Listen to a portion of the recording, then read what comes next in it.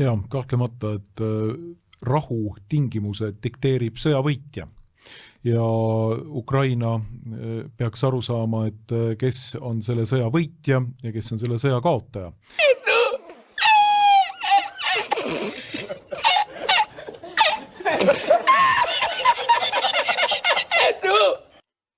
Siin need kloonid väidavad, et Ukraina peaks aru saama, kes on sõja võitja, kes on sõja kaotaja. Vot kuidagi ennatlikud järeldused. Tuletage meelde, kui Nõukogude Venemaa ründas Soomet. Soomes sel ajal oli rahvaarv 4 miljoni juures ja selleaegne Nõukogude Liit oli seal 170-190 miljonit umbes, viskan peast ja mis sai? Soome oli muidugi sel ajal üksinda, tal ei olnud liitlasi ja 41. aastal sakslane läks nendele liitlaseks sinna. Soome saatus oli kurb selles suhtes et sattus ka, ütleme, mitte kõige parem liitlane, kuna teised kõik pöördusid toetama Nõukogude Liitu 41. aastal juba. Aga nüüd situatsioon on milline, kelle pool on need põhilised liitlased, Euroopa, NATO ja paljud muud riigidki, kes ei kuulu ei Euroopasse, ei NATOsse, on siiski Ukraina pool ja käputäis mingit diktaatorite riike toetavad ainult Venemaad ja miks nad teevad ennatlikke järeldusi siin, et Ukraina peaks aru saama, kes on sõja kaotanud, kes on sõja võitnud. Vot EKRE juba tahab siin ajalugu ette kirjutada, aga nad ei ole ju mingid ennustajad, et miks ma peaksin neid kloone uskuma ja kuulame, mis ta ütleb veel nendest sõjakaotustest Ukraina kohta, et väidab, et Ukraina on kaotanud juba miljoneid. Tule taevas appi, tahaks teada, kus kohast ta on seda lugenud. Mul on lahti siin sõjakaotused tänase päeva seisuga 26. november 25. aasta, mis on venelased kaotanud siin. Hetke seisuga on 1 168 000 venelast hävitatud ja muidugi siit puuduvad muidugi andmed vigastatud venelaste hulk. Ma kujutaks ette, et vigastatud on kindlasti 2-3 korda rohkem, tagasihoidlikult öeldes, et kes on jalutud seal käteta ja vigastustega inimesi.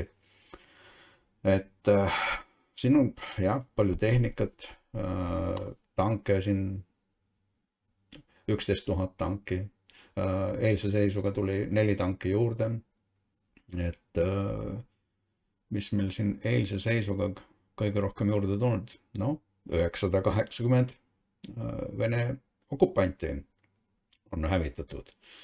Aga kuuleme edasi, mis kloonid meile räägivad. Kahjuks on seda kaotaja poolel praegu Ukraina. Ukraina on kaotanud miljoneid mehi, ilmselt või üle miljoni vähemalt sõjaväljal. Sellised on mõned hinnangud. Trump on seda hinnangut muuseas korduvalt välja toonud.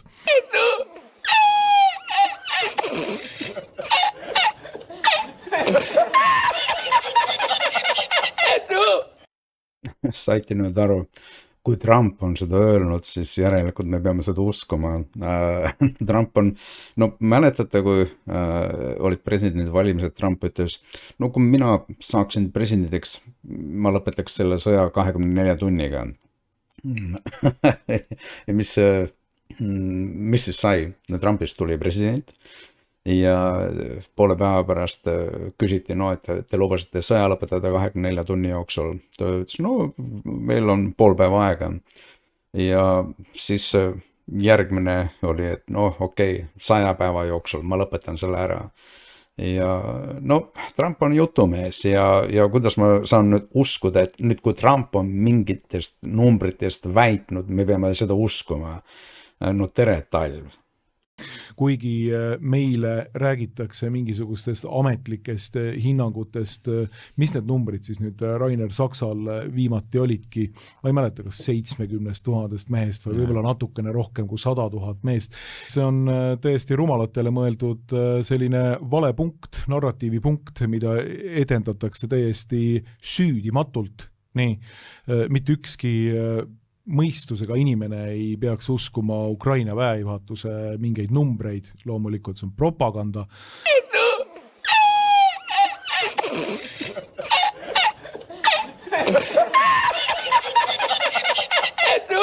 No jah. Ärge uskuge jah, et muidugi me peame uskuma ja neid kahte klooni siin ja loomulikult nende Kremli propagandat. Kuna jah, nad tulid meile ju tõtt rääkima. Ja asi tegelikult on Ukraina puhul katastroofiline, demograafiliselt täiesti katastroofiline, et no jah, no ütleme nii, et okei, et Ukrainas on ja situatsioon on halb, loomulikult neil on sõda, aga mis nad tahavad siis sellega öelda, et Venemaal on kõik on lill ja ilus ja nagu Venemaalt ei jookse rahvas ära, ökonoomika on ja vägev, rubla, parem kui dollar, no seda nad tahavad väita meile või. Vot näidake mulle ja kes Eestist tahaks joosta, põgeneda sinna Venemaale, üldiselt jah, eestlaste silmad on ja igal poole mujale avatud, aga jah, tere talv, no sinna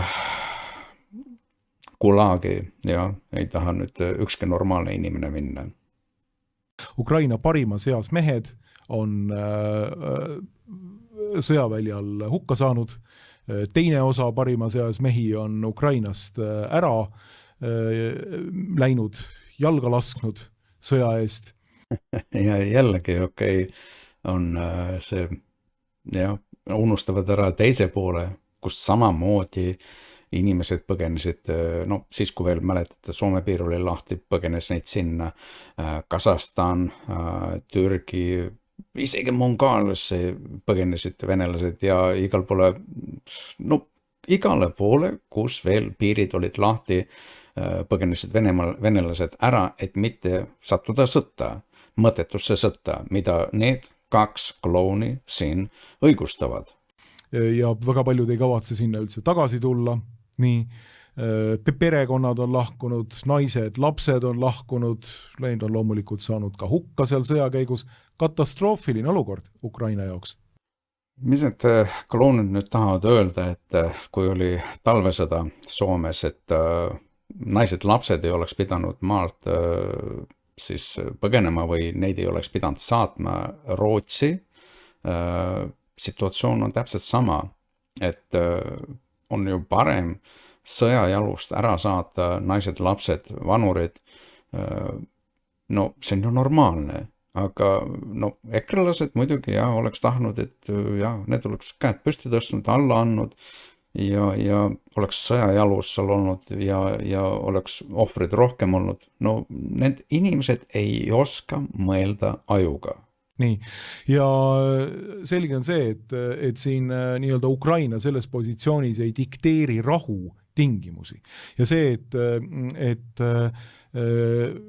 rahu tingimusi dikteerib sõjavõitja, see peaks olema nagu kõikidest ajaloo elementaarsetest õpikutest aru saadav, et sa mainisid siin Nürnbergi. Tule taevas appi, no kas meil on sõjavõitja olemas juba või? Võt, millest need kloonid nüüd räägivad? Nad kuulutavad meil juba vist venelase sõjavõitnuks või? No ekrelased on muidugi ja sellised mehed, kes esimesel võimalusel viskaksid käed püsti ja annaks alla. No mul ei ole sõnu. No ei saa nii loll ka olla, et juba kuulutatakse keegi sõjavõitjaks. Nürnbergi protsessi algatas ka mitte Natsi-Saksamaa ise enda juhtkonna vastu, vaid liitlased, kes olid Saksamaa alistanud ja võtsid nüüd selle juhtkonna kõike vastutusele. Selle protsessi algatas sõjavõitja. Nii. Just nimelt, sõjavõitja. Aga meil ju pole sõjavõitjat. Esiteks Putin peidab ennast punkris, kardab ju nina välja pista kuskilt üldse. Ja kui kui EKRE peab venelasi sõjavõitjaks, siis miks Putin ei lähe ja ei tule, ütleme, Euroopas siis uut Nürnbergi tegema ja lollilgi on aru saadav, et nad ei ole mingit sõda võitnud. Kuidas saab väita nüüd, et meil on keegi juba sõja võitnud, et me üritame sõda lõpetada ja siin paljud riigid on tulnud oma abi pakkuma, aga näha on, et agressorriik ei kavatse lõpetada, on nii rumal lihtsalt selles suhtes, et ta lihtsalt on nõus tapma oma rahvast, muidugi ka selle riigi rahvast, kuhu ta ründas mõttetult ja nad teavad, et neid võetakse kunagi vastutusele ja Putin on ju sõjakurjategijaks juba ju kuulutatud, et kuidas saab olla sõjavõitja sõjakurjategija? Öelge mulle seda. Ei, neil meestel ei ole kõik kodus.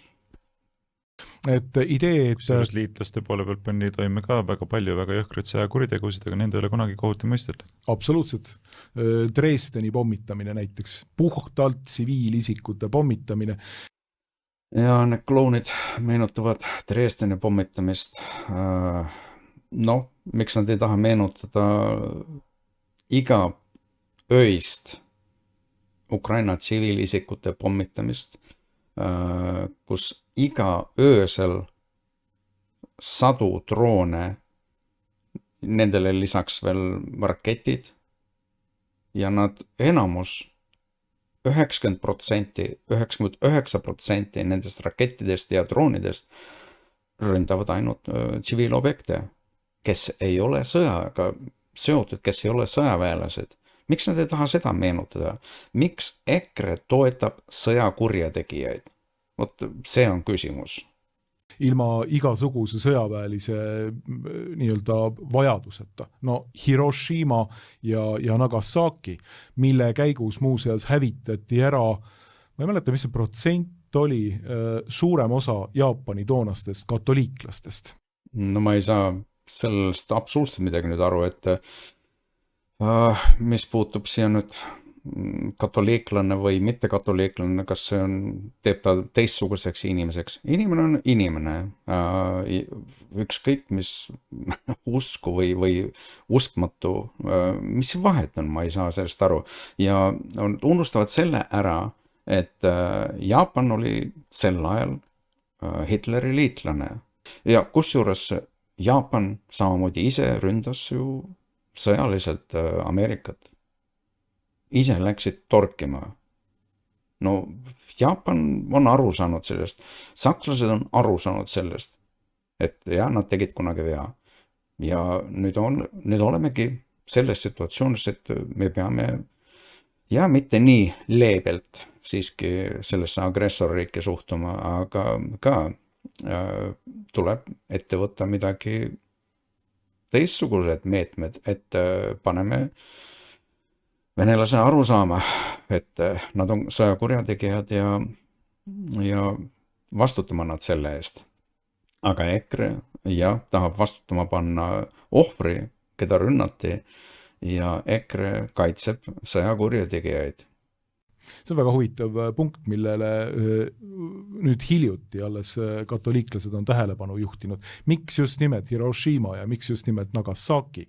Need olid Jaapani katoliku kiriku keskused, muuseas, lihtsalt faktina. Juhus ilmselt. Ja, kas see on juhus, kas see on mingi muu, aga fakt on see, et need olid seda. Aga teine fakt on see, et tegu on enneolematu lihtsalt sõjakuriteoga. Blah, blah, blah, net zero, blah, blah, blah, climate neutral, blah, blah, blah. USA poolt, et siin ei ole mingit küsimustki. Hea, puhas, õilist saar, keda ümbritsevad halvad, korrumpeerunud bojaarid, Balti parunid ja nõunikud, kes ei lase healt saaril valitseda. Puhas demokraatia saar Zelenski niimoodi, aga näed, siin terve rida korruptante on talle külje alla ujunud. Mõnus punt juute on riigivõimu juurde ujunud, eks ole, et siis Mindich ja Zuckerman tõmbavad Iisraeli minema, kui korruptsiooniskeem paljastatakse presidendi sõbrad, eks ole. Just. President ise ka söke juudipoiss, eks ole, tema ei teadnud asjast midagi, näed. See on väga huvitav lugu, eks ole. Mindichiga koos nad on ehitanud üles seda kvartal 95 produktsioonifirmat, on ammusest ajast, eks ole, suured sõbrad. Ja näed, Mindich on koordineerinud suuri korruptsiooniskeeme energiasektoris. Zelenskile tuleb see nagu välk selgest taevast. Vastu sa kuri nahk, tead. Seda poleks küll osanud oodata, et need Mindich raip on siin alkemaksu võtnud miljonites ja miljonites. Ja täpselt, ja Kolomoiski, kes oli kogu selle Stuudio 47 üks rajajat. 95 numbritega võib mööda panna, aga see stuudio, kus ärme takerdu numbrimaagias, eks ju, nagu klassikud ütlevad. Mind paneb imestama see, et nad ei taha Venemaa korruptsioonist rääkida, et samas on ju väga hea, kui Ukrainas on avastatud korruptante ja püütakse ja neid üritatakse kõrvaldada süsteemist ja see on ju tore. Et no milleks siis sihukene kisa ja kära, et nüüd oi, seal on korruptandid. See on ju väga hea, et sealt saadi kätte vargad. Aga kui me võtame siiski teemaks Venemaa korruptsiooni, no seal mõni üksik on võib-olla aknast kukkunud kogemata ja isegi seda ei hakata uurima, öeldakse, see on õnnetus oli ja järelikult ta varastas teiste varaste tagant ja keegi hakanudki kohut uurima ja ei näidata, et seal on korruptsioon. See on kõige naljakam, et me hakkame vibutama näppu, et me peaks ju kiitma, et nad püüdsid kinni korruptandid ja kõrvaldasid nad süsteemist. Elavad klassik. Et põhimõtteliselt, selle stuudio raames Zelenski, eks ju, tantsis seal, tehti presidendiks, aga enne seda, kui ta presidendiks tehti, tantsis veel oma homotantsu ja tegi mingisuguseid muid selliseid huvitavaid nagu etteasteid ka, aga siis tuli loomulikult rahva teener ja selle kaudu. Sa mõtled neid etteasteid, kuidas fallusega klaverit mängida? No fallusega klaverit mängiti seal ja siis loomulikult on.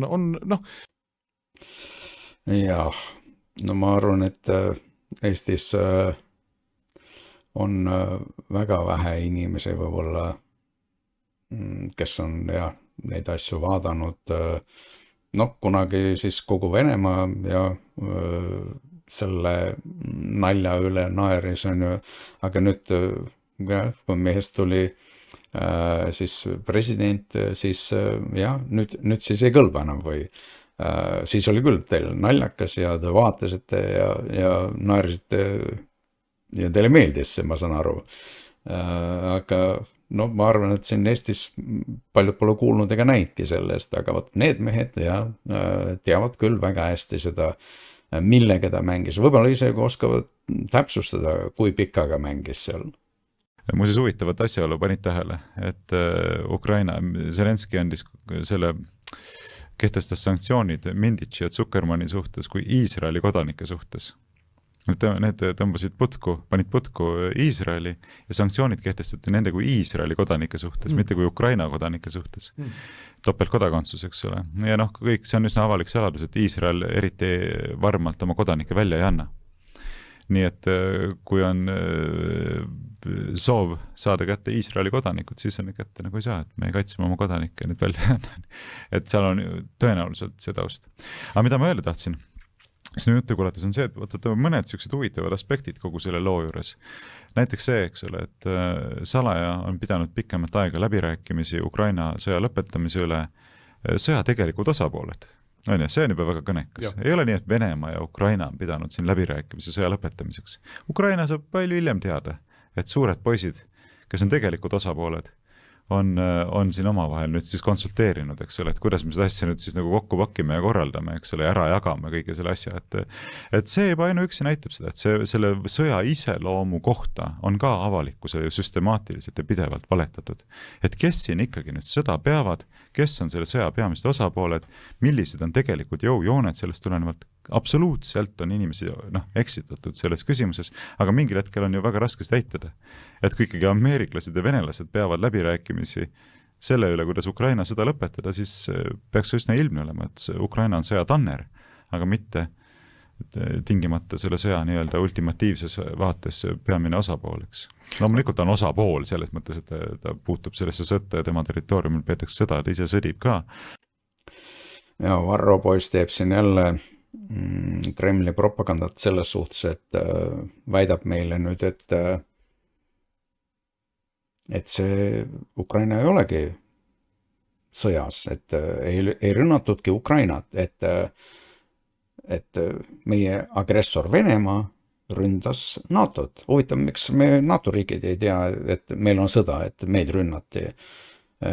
See on Kremli propaganda, kus kui nad alguses seal kukkusid kõik kiremas, et võtame Kiievi 3 päevaga ära, pärast kui 3 päevast on saanud juba 3 aastat ja rohkem, nüüd nad siis laulavad hoopis teist laulu, täpselt samamoodi nagu Varrogi, et me ju ei võitle Ukrainaga, me võitleme NATO-ga, me võitleme kogu läänega, huvitav, et miskipärast tuletame meelde, kui oli Vietnami sõda, kus kommunistliku Vietnami vastu USA läks aitama teist osa Vietnamist ja loomulikult kommunistliku Vietnami poolel oli Nõukogude Liit ja nemad rahastasid ja nemad relvastasid Vietnamit ja kordagi ei väitnud USA, et nad võitleks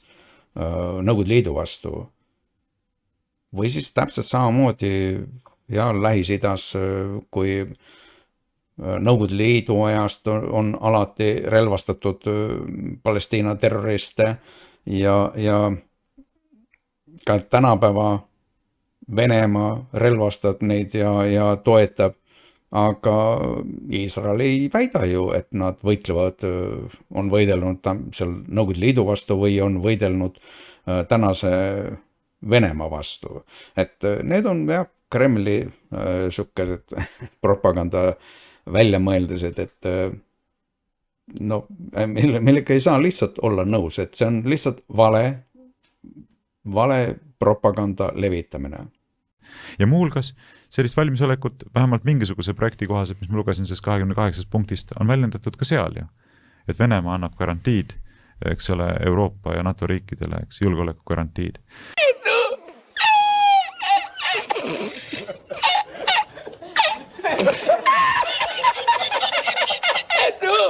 See esimene lepingu tekst, mida mina lugesin, see oli nüüd siin, ma ei mäleta, juba mõned päevad tagasi, lasin silmad üle hilisõhtul. Seal oli sellest igal kirjas. See viimane variant, mida ma siin...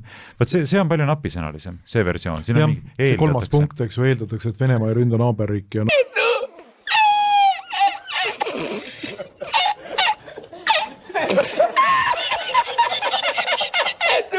NATO ei laiene edasi. Ja, aga siin räägitakse muidugi ka dialoogi vajadusest, et need kõnelused, et see on alles esmane rahuleping, aga siin hakkab... See ei ole üldse rahulepingu tekst, olge mausad, see on neid teesid. Jah, need on teesid, absoluutselt. No, kas tõesti need mehed arvavad, et ja nad ise väitsid ka, et see ei ole rahuleping, et need on veel mingid teesid. Ja kui me selle 3. punkti siin vaatame, et eeldatakse, et Venemaa ei ründa naaberriike ja NATO ei laiene edasi. No, et Venemaa ei ründa naaberriike. No, kas nad tõesti arvavad seda, et venelast saab usaldada ja kas tõesti ajaloost ei ole keegi õppinud, et venelane on alati kõiki oma lepinguid rikkunud. Kas Tartu rahu ei tule meelde, et kui 1920 Tartu rahuga venelane kinnitas, et tal ei ole enam mingeid pretensioone Eesti riigi vastu ja austab Eesti riigi terviklikkust. No aga mis juhtus? 24. aastal üritati teha Eestis riigipööret, see oli esimene rikkumine, 39. aastal ja 40. aasta tõi meid okupatsiooni pettuse kaudu. Võtame Ukraina kasvõi Budapesti memorandum, kus Venemaa koos USA ja Inglismaaga lubas kaitsta Ukraina terviklikkust ja suveräänsust ja selle põhjusena Ukraina loobus ja andis oma aatomrelvad Venemaale. Aga Venemaa kusjuures veel omas piirilepinguid Ukrainaga. Aga mis juhtus? Venelane rikkus kõiki neid lepinguid. Rikkus piirilepet, rikkus Budapesti memorandumit ja nüüd need kaks klooni usuvad, et Venemaaga võib teha mingid lepingud ja Venemaaga võib sõlmida mingi rahulepingu. No tule taevas appi, no mis teil peas on? No ei saa ju uskuda seda riiki. See riik, mina leian, et oleks vaja ja ütlen ausalt kaardilt kaotada sellise nimega riik. Ja no tuleks anda kõigile nendele rahvastele, kes hetkel selles barbaarses terroririigis asuvad, elavad, neile võimalus luua omad rahvavabariigid. Vot see annaks mingi garantii, aga kui säilib tänases piirides ja kusjuures nad veel loodavad seal enda territooriumi veel suurendada Ukraina riigi territooriumi siis abil, no see on ju absurd. Vaata seda absurdi. Miks on olnud tarvis laiendada NATO-t Ukrainasse? Selleks, et Ukrainas sõda ei tuleks. ja tegelikult on olnud asi, kuidas? Eks ole, Ukraina on tõmmatud sõtta just läbi selle NATO laiendamise protsessi. See nii lihtne ongi ja niimoodi nagu valetatakse inimestele, eks. Siin on absurdsed ja täiesti valed varruväited. Ta levitab absoluutselt jälle Kremli valet, et kogu põhjus, kogu süü on NATOs. Ei. NATO ei puutu siia üldse asjasse. Tuletan meelde Varrole, et millest kõik algas. Algas sellest, et Ukraina president, kes tänaseks on põgenenud Ukrainast ja varjab ennast kuskil Venemaa avarustes, lubas Ukraina rahvale, et jah, Ukraina suundub selles suunas, et kunagi tahavad saada ka nemad Euroliidu liikmeks. Ja okei, ta valiti presidendiks ja pärast presidendiks saades ta ütles rahvale, et ei, et me nüüd liitume, lähme Venemaa poole. Ühesõnaga valetas rahvale ja pettis rahvale antud lubadust.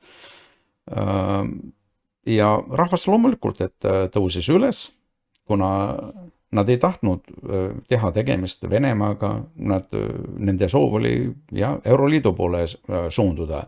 Ja siin ei olnud juttu NATOst, mitte midagi. Ukrainal ei olnud isegi mõtet ega mingit põhjust liituda NATOga, kuna, tuletan jälle kord meelde, Ukrainal oli hea leping, Budapesti memorandum, kus Venemaa, USA, Inglismaa garanteerisid neile julgeoleku ja puutumatuse, kuna Ukraina loobus omast aatomirelvastusest ja neil ei olnud, mis põhjusega nad oleks pidanud olema siis NATOs. Ja NATO jutt tuli alles peale seda, kui Venemaa oli Ukrainat rünnanud sõjaliselt. Siis juba Ukraina hakkas mõtlema, et meid on petetud, Venemaa ei pidanud omast lepingutest kinni ja okei, miks me ei või siis NATO-sse minna. Ja ühesõnaga, see on tüüpiline EKRE vale NATO kohta, Ukraina suhtes valetatakse. Ma ei tea miks, kuid see ei pea paika. Ukraina 14. aastal, kui tekkis Krimmi okupatsioon, Lugansk, Donetsk, enne seda mingit juttu ei olnud NATO-st. See on laus EKRE vale. See on Kremli vale, mida Kremlist kogu aeg levitatakse. Et Ukraina siiski oli soov siirduda Euroliidule lähemale ja tulekus liituda Euroliiduga. Ja see oli ka kõik. Kuid Venemaa, kui ründas, hakkas valetama, et põhjus on NATO. No kui seda põhjust ei olnud, miks EKRE levitab siiani Kremli vale? Protsessid jätkuvad samasuguses suunas, nagu nad on pidevalt jätkunud ja jätkuvad veel kiiremini, sest ameeriklased ütlesid, hea küll, et kui meie pingutused ei ole teile nagu vastuvõetavad, siis katsuge ise hakkama saada. Siis tegelikult võime me jõuda ka sellise olukorrani, kus mitte ainult Ukraina ei kaota seda sõda palju rängemate tagajärgedega kui praegu, vaid võime jõuda sellisel juhul ka olukorda, kus Venemaa edaspidised nõudmised on juba väga palju kaugemale ulatuvad. Et nüüd me ei nõua enam seda, et NATO ei laiene Ukrainasse, vaid me nõuame seda, et NATO taandub näiteks 2003. aasta eelsetesse piiridesse. 2004 oli see laienemine, kus Eesti ka seal kaasati. Jah, nüüd on meie nõudmine selline, tõmmate meie piiride tagant minema. Mitte kusagil ei ole enam kokkupuudet NATO-l Venemaa piiridega, see on meie nõudmine. Soome, Eesti, Läti, Leedu ja siit riburada mööda edasi kõik minema. Ja nüüd meil on selline nõudmine. Ja see ei ole üldse ebarealistlik. See võib ka sinnamaale jõuda. Kusjuures mina pean ausalt ütlema, ma tean, et siin on nüüd hea koht, kus saab saatest välja lõigata, kui keegi soovib, aga mis siis, mind ei huvita. Et mingit pidi oleks see ka väga tervendav, kui asjad ka nii läheksid. Et NATO sunnitakse taanduma ka Balti riikidest. Ja öeldakse, jah, nüüd on selline asi, et siit kolite minema, lähete minema, jääb see neutraalseks puhvertsooniks, eks ei kuulu mingitesse sõjalistesse liitudesse need riigid. Ma arvan, et mingit pidi meie poliitiline kliima terveneks sellest päris kõvasti. Ei saa enam pidevalt lehvitada loosungeid ja ülbitseda ja rääkida siin põlvili surumisest ja tükeldamisest ja ma ei tea millesteks, vaid tuleb hakata mõtlema, mida sa suust välja ajad, rääkima vastutustundlikku juttu. Sellepärast, et keegi sinu selja tagaust ei kata, sa pead ise olema suuteline oma sõnadest vastutama ja oma poliitiliste valikute eest vastutama. Mingit pidi mulle see lahendus täitsa meeldiks. Sest see, ma ütlen, looks palju sellise tervema poliitilise kliima, et inimesed hakkaks nagu suuremat sellist reaalsustaju ilmselt üles näitama.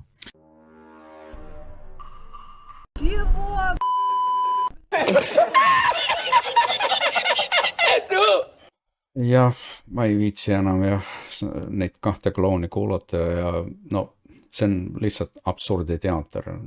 Ja muidugi nad siin ka kiitsid venemeelset Gruusia valitsust ja kui mehel näha ju, kelle lipuga tassikene laua peal on, nad kiitsid ka muidugi ka Orbanit. Sellel hetkel loomulikult, et Gruusia on muutunud venemeelseks ja Orban on venemeelne, see on selge. Ja samamoodi nad sõimasid siin Boris Johnsonit ja imestasid, et mis pärast see mees end konservatiiviks nimetab. Ma tahaks küsida, et miks need kloonid ennast nimetavad konservatiiviks? Minul pani kellukese peas kõlisema just see hetk EKRE-s, kui mäletan, et kui nendelt hakkas tulema igasugune Orbani kiidulaul, siis ma mõtlesin, miks nad Poola konservatiive ei toeta ja miks nad nendest ei räägi midagi, kuna poolakad saavad ju aru, kus kohast oht tuleb, et põhiline oht on ikkagi siiski Venemaalt aga Orban jah, väidab vastupidist ja loomulikult sellepärast need klounid ka toetavad selliseid kloune, kes on Kremli-meelsed. Ja sain aru, et see on mõttetu klounide paraad EKRE. Okei, mulle aitab, mul on kõrini sellest jamast.